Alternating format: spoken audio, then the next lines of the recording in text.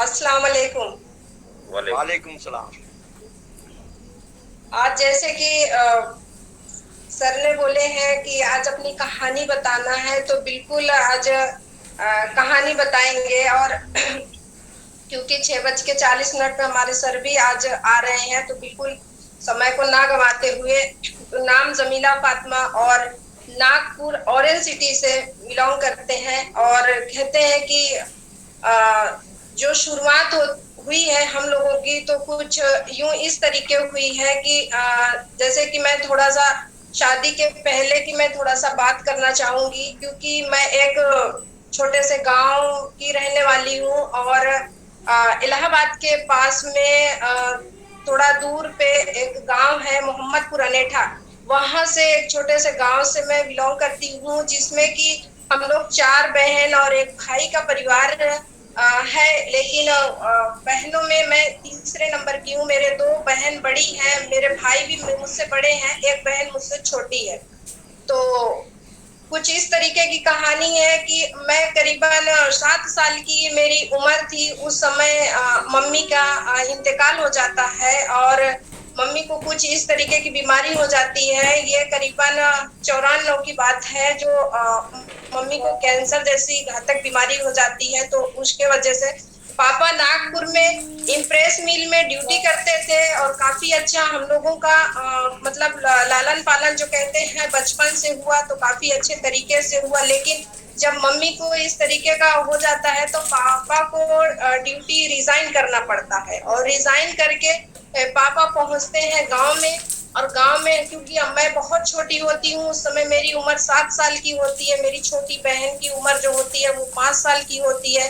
तो काफी लोग बोलते हैं पापा को कि दूसरी शादी कर लो, लेकिन पापा बोलते हैं नहीं, मुझे दूसरी शादी नहीं करना। अगर मैं दूसरी शादी कर लूंगा तो मेरे बच्चे की जिंदगी खराब हो जाएगी। इस कारणवश वो दूसरी शादी नहीं करते हैं। और हम लोगों के साथ ही वो अपनी जिंदगी हमको खाना बना करके खिलाना पिलाना करते हैं। उस समय मेरा भाई का जो उम्र थी वो 9वीं क्लास में पढ़ते थे, और 9वीं क्लास में पढ़ते थे। और भाई ने काफी अच्छे तरीके से हम लोगों को भी ध्यान दिए। और जो कहते हैं उस समय 9वीं क्लास मतलब जो 9 साल की उम्र थी, तो उस समय यानी कि जैसे कि अपने से कोई काम भी करना अपना खुद का नहीं आता है, चोटी बनाना भी नहीं आता है, और कपड़े भी वॉश करना नहीं आता। तो भाई, मैं तो कहती हूँ सारे लोग अपने भाई के सम्मान में जोरदार ताली चाहें, क्योंकि मेरे भाई ने ही, मम्मी ने जन्म दिया, लेकिन भाई ने मेरी पूरी परवरिश किया।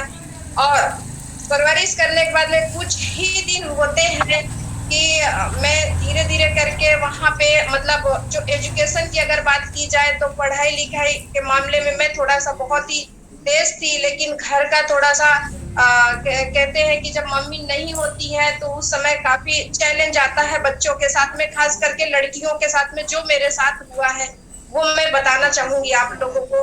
तो मैं थोड़ा सा वहां पे हिंदी मीडियम से मैं पढ़ती थी और जाती थी मैं पढ़ने के लिए। तो कई लोग, गांव के लोग, क्योंकि गांव के लोगों की सोच कुछ बहुत अलग होती है, तो उन्होंने कहा मेरे भाई से, मेरे भाई का नाम फारूक है, उन्होंने कहा कि फारूक, तुम अपने बहन को इतना दूर क्यों भेजते हो? तो मेरे भाई ने कहा कि मेरी बहन पढ़ने में अच्छी है तो मैं उसको पढ़ाना चाहता हूँ। लेकिन मैं भी पढ़ना चाहती थी, लेकिन फ्रेंड्स कुछ 8वीं तक ही वहां पे स्कूल था, वो भी 8वीं कक्षा जो मैं पढ़ी, तो वो काफी दूर था। पैदल पैदल मुझे जाना आना होता था, और घर का आकर के पूरा काम भी करना होता था, क्योंकि छोटी उम्र से काफी संघर्ष करी मैं।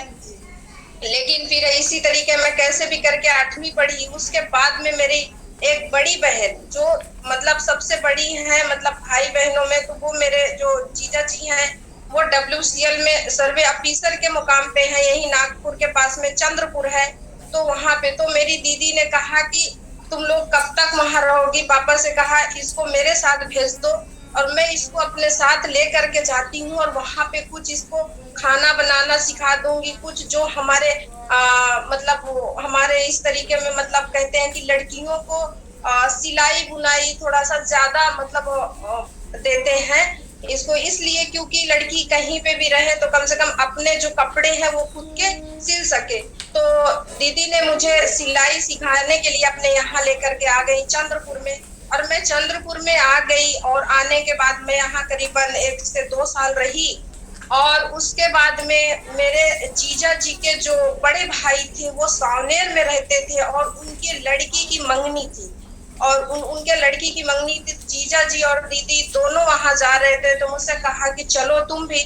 तो मैं भी वहां पे गई सावनेर में, और सावनेर में हम लोग गए। वहां का जो प्रोग्राम था मंगनी का वो खत्म हुआ, और जो आज मेरे हस्बैंड बने हैं एरोज बेग सर, तो ये इनके जो मम्मी पापा थे ये मेरे जीजा जी के करीबी मतलब जान पहचान के थे। तो कहा कि इनका भी यहाँ पे ट्रांसफर हुआ है, नईमुद्दीन भाई का भी बोले यहाँ ट्रांसफर हुआ है, तो चलो बोले उनसे मुलाकात कर लेते हैं।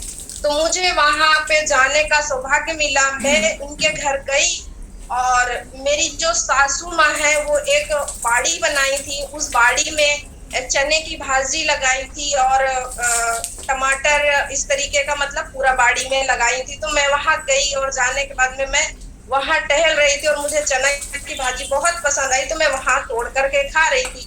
उसके बाद में इनकी एरोज सर की जो छोटी सिस्टर है उन्होंने मुझे देखा। देखने के बाद में उन्होंने पता नहीं उन्हें क्या पसंद आया क्या नहीं पसंद आया। तो जैसे ही हम लोग वहां से सावनेर से जाते हैं, हम लोग चंद्रपुर पहुंचते हैं। चंद्रपुर पहुंचते हैं, शाम का समय था, शाम के 7 बजे थे, और उस समय मैं खाना बना रही थी और मेरे ससुर जी का फोन आता है, और वो कहते हैं मेरे भाईजान को, मतलब मेरे जीजा जी को बोलते हैं, मंजूर भाई बोलते हैं आप अपने साली का रिश्ता कहीं नहीं देखिएगा। तो बोले क्यों? तो बोले लड़की हमको पसंद है, वैसे भी हमको शादी करना है हमारे बेटे की। तो जब इस तरीके उन्होंने कहा तो मेरे जीजा जी ने कहा ये लो, बोले आप चना का साग उनके बाड़ी में खाने के लिए गए और उन लोगों ने आपको पसंद कर लिया। तो जीजा साली की थोड़ा सा इस तरीके से उन्होंने मजाक किया। उसके बाद में फिर 3 दिन हुआ या 4 दिन हुआ, फिर मेरे ससुर आए मुझे देखने के लिए, और मुझे 750 रुपए दे करके चले गए और कहा कि लड़की अब हमारी हो गई है, अब आपको कहीं नहीं देखना है। उसके बाद में फ्रेंड्स मुझे लोगों ने इनके घर वालों ने मुझे नहीं पसंद किया था, मेरे बालों को पसंद किया था। मेरे बाल बहुत बड़े थे उस समय। मेरी छोटी वाली ननन जो देखी थी तो उन्होंने कहा था कि मंजूर भाई की जो साली है उनके बाल बहुत बड़े बड़े हैं, हमारे परिवार में किसी के बाल इतने बड़े नहीं। तो कहते हैं कि जब उन्होंने इस तरीके किया, आए और मेरे को 750 रुपए दे करके गए और कह दिए कि ये बात फाइनल हो गई। अब होता क्या है, 2002 में हमारी शादी हो जाती है 3 नवंबर को। 3 नवंबर को शादी से WCL में ड्यूटी करते थे, काफी अच्छा था। मतलब इतना था कि मेरे ससुराल में ना कोई भी आता था ना तो हमेशा हर कोई तारीफ ही करके जाता, क्योंकि हमारे सास ससुर की एक बहुत अच्छी खूबसूरत बात है। खूबसूरत से खूबसूरत मैं बोलूंगी, क्योंकि कोई भी आएगा तो वो अगर बोल दिया कि हम मतलब इतने दिन आपके घर में रुकना है, तो वो कभी भी नाराज नहीं होते थे और कहते थे कि नहीं रुको, जो भी हमारे यहाँ है वो हम खिलाएंगे पिलाएंगे। तो इस तरीके करके इनका काफी अच्छा नाम था कि इंसान बहुत अच्छे हैं। तो कई लोगों ने कहा कि मंजूर भाई बोले बहुत अच्छा रिश्ता आया है चल के तो आप हाँ कर लो। तो पापा से बोला गया, तो पापा ने कहा कि वैसे भी मुझे 1-2 साल में करना ही पड़ेगा, और 8वीं पढ़ी थी उस समय, थोड़ा उम्र भी कम थी, लेकिन कहा कि नहीं करना ही पड़ेगा। तो इधर उधर से पता लगाया तो बोले बहुत अच्छे लोग हैं। तो शादी हो गई। अब शादी होने के बाद में हमारी जिंदगी बहुत अच्छी चल रही थी, बहुत खूबसूरत चल रही थी, क्योंकि WCL का क्वार्टर था, फ्री लाइट था, फ्री पानी था, बढ़िया फ्री क्वार्टर था, बढ़िया तरीके से। उस समय मैं दीदी के यहाँ सिलाई कर ली थी, और सिलाई करते हुए एम्ब्रॉयडरी भी मैं सीख ली थी। तो पापा ने दहेज में एम्ब्रॉयडरी की मशीन भी दिए थे, तो काफी स्टूडेंट भी आते थे उस समय। एम्ब्रॉयडरी सिखाती थी मैं, और सिलाई भी सिखाती थी, और सर सिलाई का काम करते थे, क्योंकि दीदी ने कहा था कि जब अगर वो सिलाई करते हैं तुम अगर एम्ब्रॉयडरी करोगी ना बोले तो लड़कियां आएंगी तो 7 क्लास सिखाओगी तो आप भी कुछ पैसा अपने पास भी आपके पास भी रहेगा हमेशा। मैंने बोला चलो ठीक है। तो इस तरीके मैंने सीखी, और सीखने के बाद मैं सिखाने लगी। फिर सर इस तरीके हमारी जिंदगी में आरसीएम आया 2007 में। 2007 में आरसीएम आया, इसके 2003 में मेरी बड़ी बेटी की पैदाइश है और 2005 में मेरे बेटे की पैदाइश है। और 2007 में मतलब 2006 में मेरे ससुर जी रिटायर हो जाते हैं नौकरी से।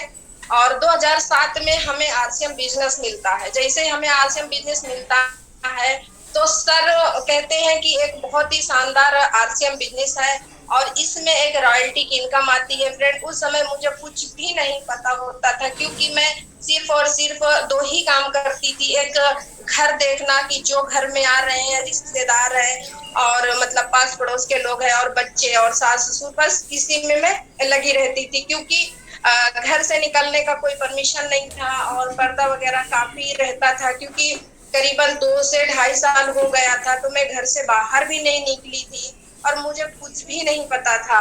लेकिन सर यूं ही कहते थे कि मतलब आरसीएम बिजनेस मैं कर रहा हूँ, इसमें रॉयल्टी इनकम आती है, मुझे आपका सपोर्ट चाहिए। लेकिन मैं कभी भी मतलब ध्यान नहीं दे पाई। जो आज रियल है रियल बता रहे, क्योंकि कहते हैं कि जो बात रियल होती है वो रियल होती है। तो मुझे कुछ भी मतलब पता नहीं था। कि मुझे यही पता था कि बस ये सिलाई का काम करते हैं, क्योंकि आरसीएम हमने कभी सुना ही नहीं था कि आरसीएम होता क्या है, नेटवर्क मार्केटिंग होता क्या। क्योंकि जब से हमने आंखें खोली, जब से हमने होश संभाला, जब से यही देखा कि हम काम करेंगे तो पैसा आएगा, काम नहीं करेंगे फ्रेंड तो पैसा नहीं आएगा। तो इस तरीके करके काम कर रहे थे ये, लेकिन हमें कुछ नहीं पता था। लेकिन फ्रेंड ये इस तरीके की ऐसी बात होती है 2020 में जब लॉकडाउन लगता है। तो जब लॉकडाउन लगता है, लॉकडाउन के समय जब सारी पूरी दुनिया बंद हो जाती है, उस समय ऐसा लगता है कि क्या जिंदगी यहाँ थम सी गई है, क्या कि जिंदगी यहाँ रुक सी गई है। अब ऐसा लगता है कि हम एक दूसरे को नहीं देख पाएंगे, न एक दूसरे को कभी हमारी मुलाकात हो पाएगी। इस तरीके हुआ तो ऐसा लगता था क्या करे क्या करे क्या ना करे। तो उस समय जूम ऐप कहा गया कि आरसीएम में एक मीटिंग होती है, बोले जूम ऐप पे, तो वहां पे बोले आप जाइए तो काफी आपका समय पास होगा। तो फ्रेंड मैं टाइम पास करने की वजह से हम लोगों ने जूम ऐप पे एक आईडी बनाया और उस पे हमने मीटिंग करना शुरू कर दिया। लेकिन मैं नागपुर की सबसे बड़ी लीडर, अब जब मुझे ही नहीं आएगा तो मैं लोगों को सिखाऊंगी क्या। तो वहां पे मैंने थोड़ा सा सीखने का प्रयास किया। मैं खाना बनाती थी तो कभी मुकेश कोठारी जी की वीडियो मतलब ऑडियो लगा के रख लेती थी और सुनते रहती थी। और कभी मैं अपने सुरेंद्र वत्स सर की वीडियो सुनते रहती थी। तो कभी डी कुमार सर की वीडियो, तो कभी सुजीत सर की, और काफी ज्यादा से ज्यादा मैंने सतीश पंडित जी की वीडियो सुनी। तो वहां से मुझे लगा, जब भी मैं उनको सुनती थी ऐसा लगता था अभी ताजा ही सुन रहे हैं। जब भी सुनते थे ऐसा लगता था बस ताजा ही सुन रहे हैं। तो इस तरीके करके मैंने अपने आप को थोड़ा सा सुधार करी उसमें कि नहीं, मुझे अगर लोगों को मेरी बात अगर लोग सुने तो मुझे अलग क्वालिटी जो वो लोग सुनेंगे। तो इसलिए हमने सुनने मतलब खुद के सीखने का प्रयास किया और वहां पे सीखे और फिर जूम आईडी बनाया। जूम आईडी पे हम लोगों ने मीटिंग करना शुरू कर दिया। अब जो हमारे बिखरे साथी थे तो हमने जूम पे सबको इकट्ठा किया और यहाँ पे 1 to 1 लोगों को बोला गया कि आप कोई प्राण गीत की शुरुआत करिए, कोई प्राण गीत की जैसे हमारी जितनी फ्रेंड थी आरसीएम की, उन्होंने शुरुआत करी और बहुत अच्छे तरीके से। और फिर हमें पता ही नहीं चला कि 2020 और कोरोना कैसे कब क्या खत्म हुआ। तो इस तरीके करके हमने काम की शुरुआत करा। और फिर हमने 2020 में जब उस समय लोगों की इनकम बंद थी, उस समय हमने जब जूम पे मीटिंग करना शुरू किया तो उस समय की जो हमारी इनकम आई थी वो हाईएस्ट इनकम आई थी और बहुत ही शानदार कि ऐसा लगता था कि जो बड़े बड़े दुकानदार थे उनकी पूरी दुकानें बंद हो गई थी। लेकिन उस समय हम लोग 1 to 1 घरों में जा करके आरसीएम के प्रोडक्ट देते थे। यहाँ तक कि फ्रेंड कोई एक लड़का था, वो मेरा घर कहाँ से पूछते पूछते आया कि यहाँ पे लॉकडाउन के समय जो कोरोना हुआ था तो कहा कि कोरोना की यहाँ पे दवाई मिलती है। तो मैंने उन्हें न्यूट्रीचार्ज S5 दी थी, तो वो लेकर के गए थे और उन्होंने कहा कि हम पूछते पूछते आए हैं। बताइए, मतलब हम लोगों ने कोरोना के समय काफी लोगों की सेवा भी करी है ना। तो ये जो आरसीएम है, तो मैं इसको बारे में थोड़ा सा बताना चाहूंगी कि आरसीएम के जो भी प्रोडक्ट हम लोग इस्तेमाल करते हैं, तो हम इस्तेमाल करने के बाद में आज हमारे पास में जो सुख शांति आती है वो बाहर की दुनिया में नहीं है। यहाँ पे अगर गाड़ी की बात की जाए तो गाड़ी है, पैसा की बात की जाए तो पैसा है, घर की बात की जाए तो घर भी है। और बस मैं इतना ही कहना चाहूंगी और यहाँ पे ही मैं अपने बातों को खत्म करूंगी और एरोज सर को इनवाइट करती हूँ। Over to you sir. Jai RC.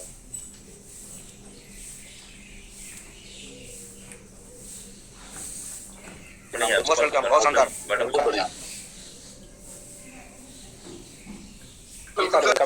Bharat को जय आरसीएम। इश्तियाक बेग का सारे लोगों को प्यार भरा नमस्कार, आदाब, सत श्री अकाल, जैसे कि अस्सलाम वालेकुम।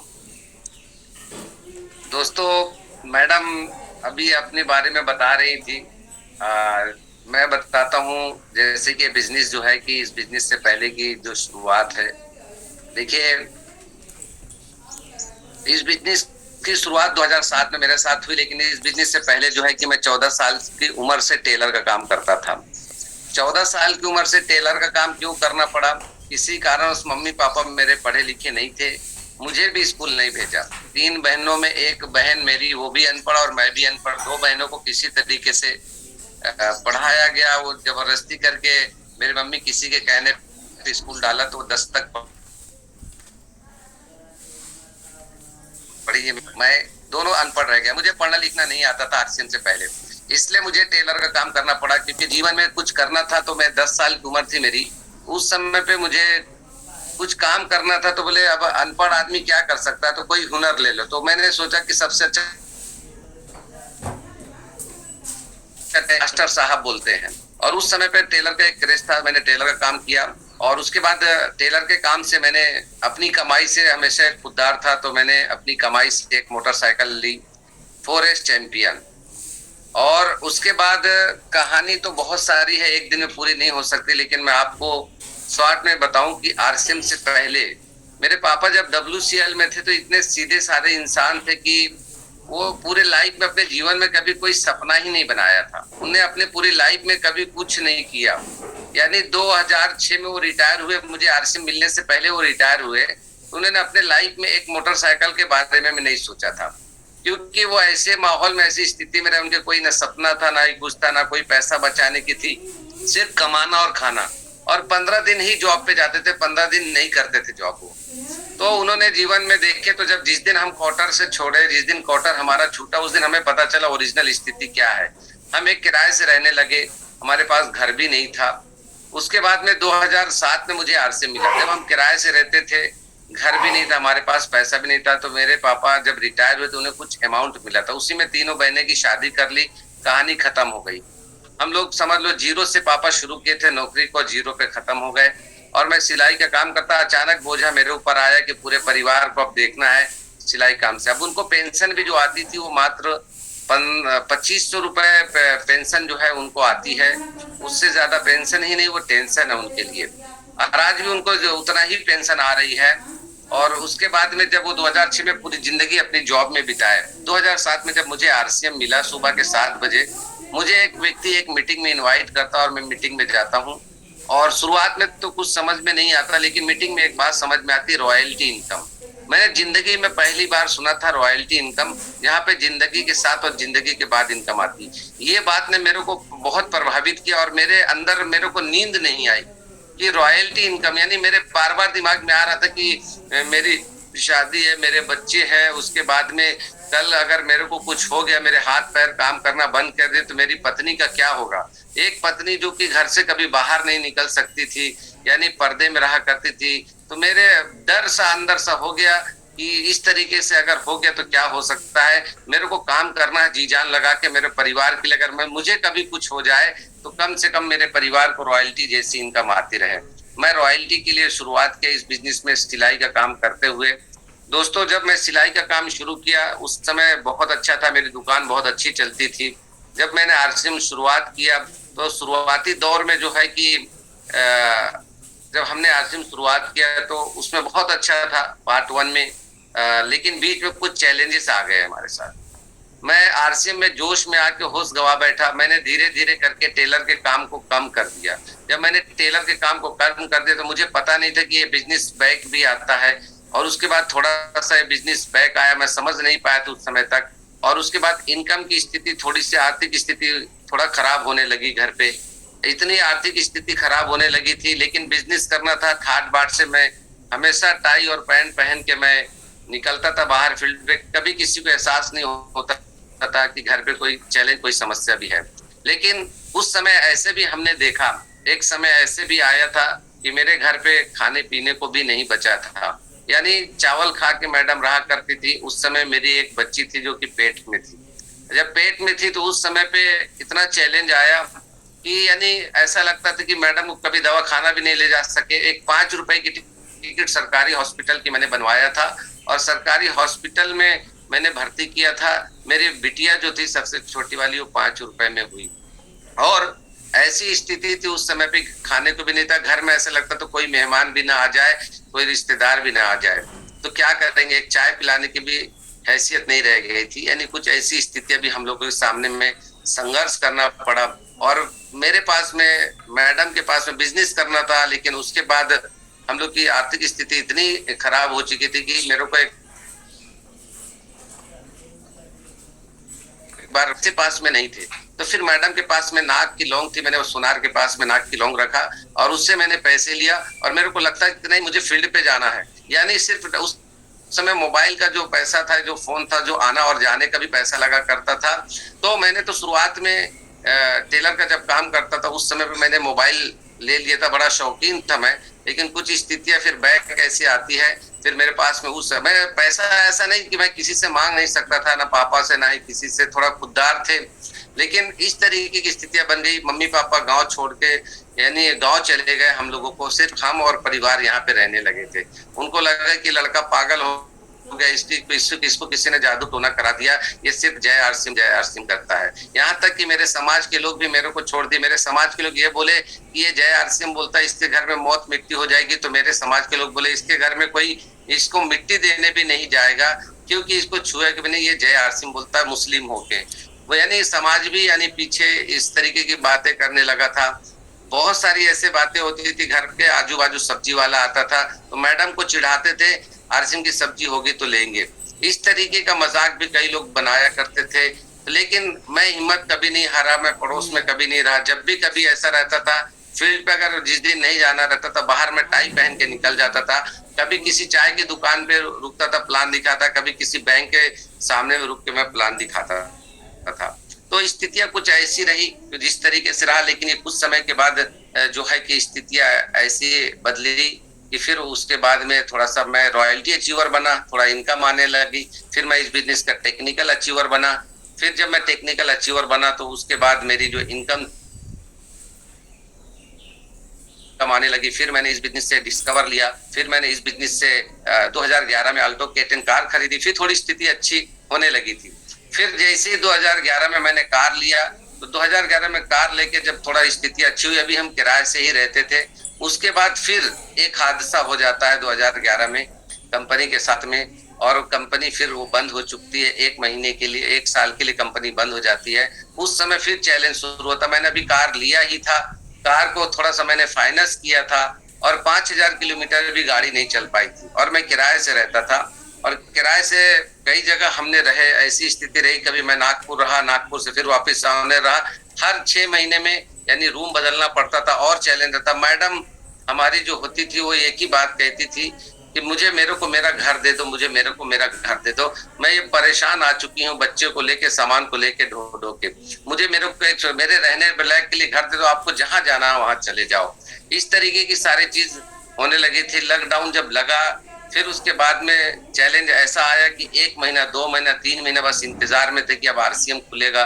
कई ऐसे लोग आए, मुझे लालच दिए पैसे का, कई कंपनियों को लालच दिए। लेकिन मैंने कहा वनली वन, जीना मरना है तो आरसीएम ही हम करेंगे। उसी समय पे एक स्थिति ऐसी आती है, एक व्यक्ति घर पे आते हैं और एक ऑफर और देते, लेकिन मैं उनको चाय, मेरे घर पे ब्लैक चाय होती है और किसी तरीके से उनको पिला के मैं उनको भेज देता। मतलब उनको एक लैपटॉप अपना मैंने आरसीएम से लिया तो उसमें खोल के दिखाता, नहीं खुलेगा आरसीएम और हम आरसीएम ही करेंगे, बाकी कुछ नहीं करेंगे। उसके बाद मैं इंतजार करते रहा, किराए से रहा, डिप्रेशन में थोड़ा जाने लगे, मैं अकेले रहने लगा उस समय पे। फिर एक हादसा ये होता है कि पैसे की स्थिति फिर हमारी बहुत खराब हो चुकी होती, कार मुझे बेचना पड़ जाता है। कार भी बेच, क्योंकि परिवार को तीनों बच्चे पढ़ते थे और किराए से भी रहने लगे थे, किराया भी देना होता था, बच्चों को इंग्लिश मीडियम पढ़ा रहा था मैं। और उस समय में स्थितियां जो थी, फिर वापिस अगर कहते एक महीना अगर किसी की इनकम बंद हो जाए, यहाँ तो 12 महीने की इनकम थी, जो कि सिर्फ इंतजार में थे कि आरसीएम खुलेगा। और दूसरा काम मैंने हाथ नहीं लगाया था, मैंने अपने टेलर का काम को छुआ ही नहीं था, कि मैं इंतजार में था कि नहीं आरसीएम खुलेगा। फिर एक समय ऐसा हादसा होता है कि नहीं, मैडम भी बहुत परेशान हो चुकी होती हैं, हताश हो चुकी होती है, हमारे घर की कुछ ऐसी स्थितियां हो जाती है। फिर मैडम मेरी इतनी हताश हो जाती, रात के समय ऐसे आता है कि 12 बजे मैडम परेशान हो जाती हैं।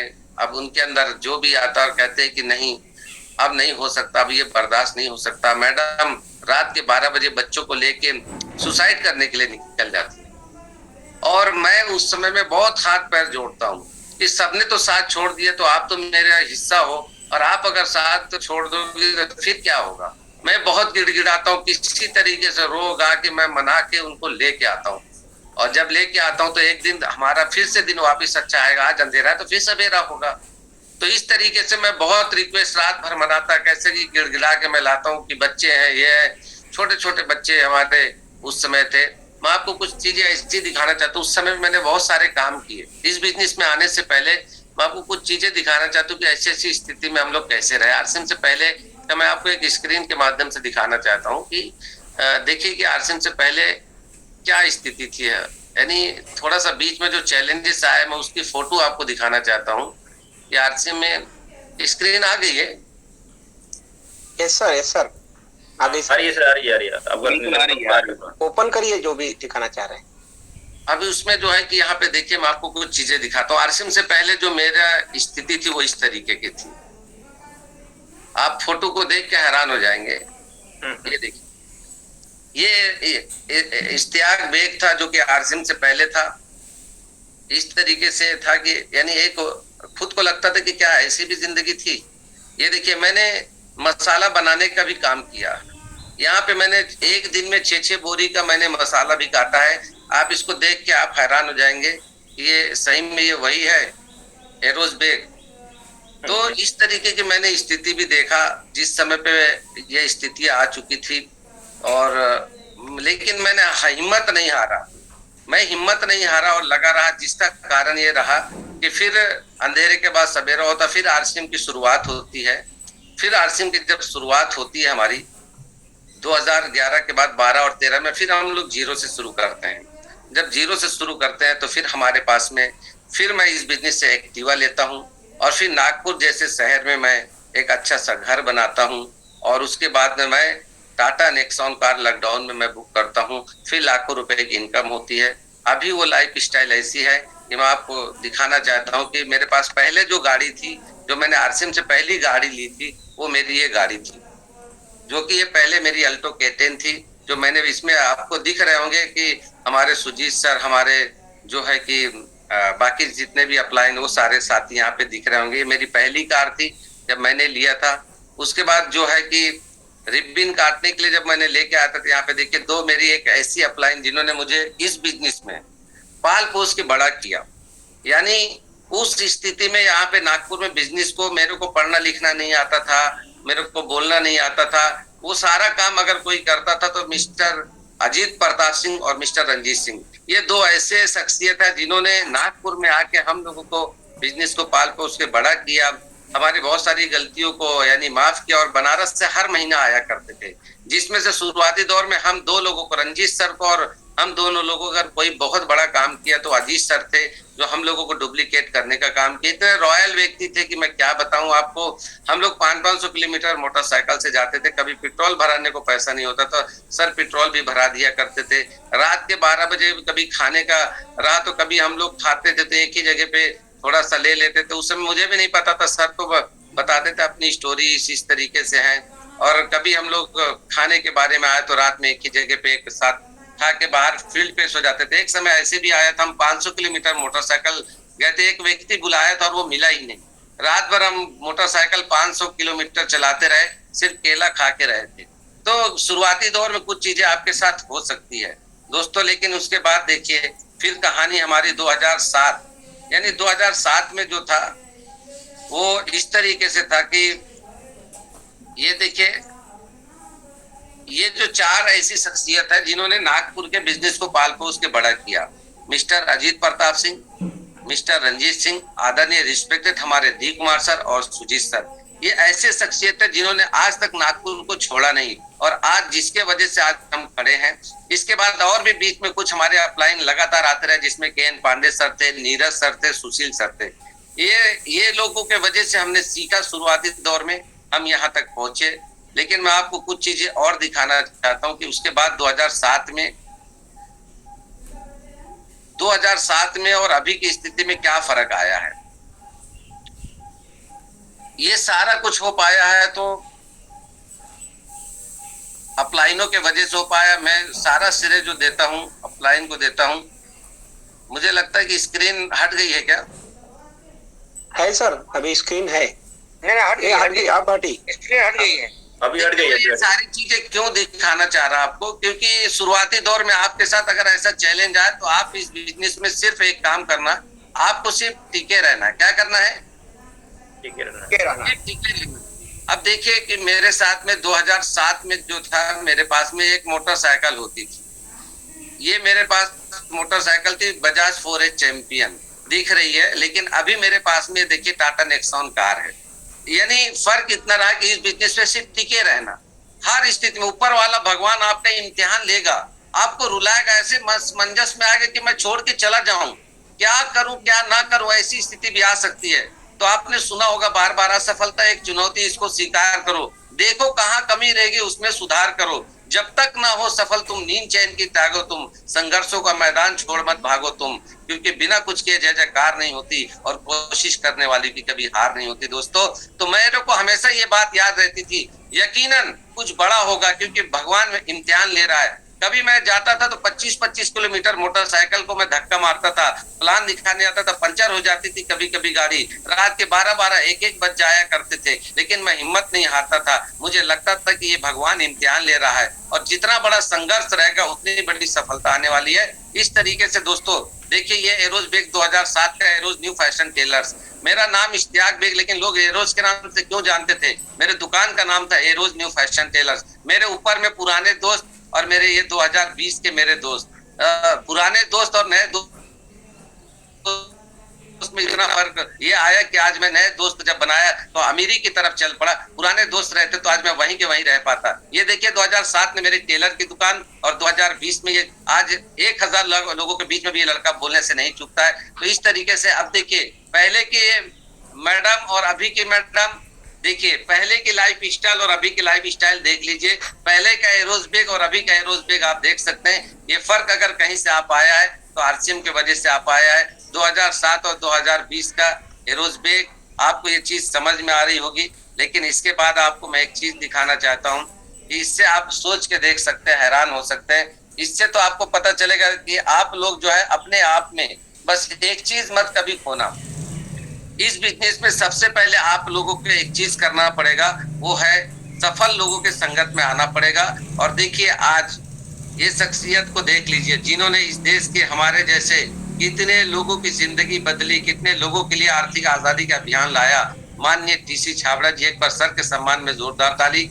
एक साधारण सा लड़का जिसकी औकात क्या थी और आज इतनी बड़ी शख्सियत के बाजू में बैठ के फोटो खिंचाने का जो मौका मिला, ये साधारण बात नहीं है। बाहर की दुनिया में सब नहीं हो सकता है। सिर्फ कहने का मतलब यह है कि आपको यहाँ पे सफल लोगों की संगत करना पड़ेगा। ये सफल लोगों की संगत में आना पड़ेगा। आप जिसको हम अपलाइन बोलते हैं उनके संगत में रहना पड़ेगा। संगत से गुण आए, संगत से गुण जाए। एक अच्छे लोगों की आपको संगत करना पड़ेगा अगर आपको सफल होना है। ये चीज मैंने देखा, आपको कुछ आता है या नहीं आता, कुछ जाता नहीं, आप अपने आप को सही अपलाइन के हवाले अपने आप को कर दो। और मैं गारंटी बताता हूँ, अगर आपने अपने आप को सही अपलाइन के हवाले कर देते हैं तो आप इस बिजनेस में सफल 100% होते हैं दोस्तों, सफल 100% होते हैं। क्योंकि इस बिजनेस में सफलता के लिए मेरे पास एक ही चीज मैंने देखा कि इस बिजनेस में बहुत आपको सिर्फ आपको एक ही चीज बनना पड़ेगा। आपको एकदम सिंपल इंसान बनना पड़ेगा, साधारण बनना पड़ेगा। बहुत सिंपल बन के आपको लोगों को बस अपने अपलाइन को, अपने सिस्टम को फॉलो करना पड़ेगा। दोस्तों, कहानी तो इस तरीके से एक दिन में नहीं बताई जा सकती है। रोंगटे खड़े हो जाते हैं उस पल को, अगर पुराने पल को देख